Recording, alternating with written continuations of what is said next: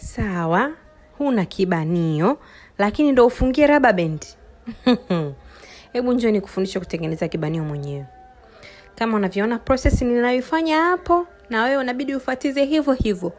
Hujaelewa, kuna darasa shilingi 50,000 online na 100,000 ana kwa ana. Msichana, kama hauko serious, mvulana usinifuate.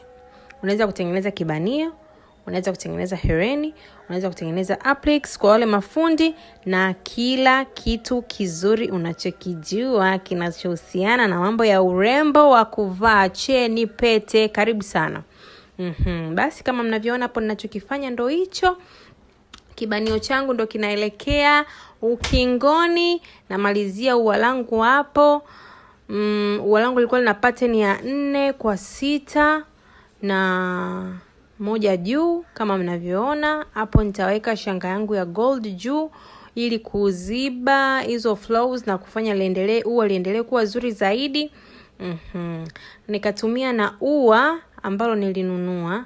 Hapa nilikuwa najaribu kufanya soldering, lakini soldering kagoma, kwa hiyo ikabidi niunganishe tu kwa kutumia mbinu za hapa na pale. So nikaunga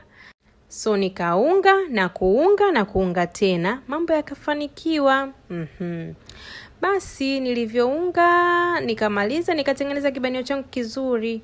Unahitaji darasa, mrembo, mkaka, mdada, mama, mbaba, usiache kunitafuta. Nitaweka mawasiliano yangu hapo juu. Unitafute, unipigie simu, lakini nasisitiza tena, naomba uwe serious. Usinitafute kama tu unahitaji kuchati na mtu. Hapana. Mimi niko hapa kwa ajili ya biashara. Kibanio chetu pambe wewe. Halo, nawapenda. Kibanio kama hicho F5 tu.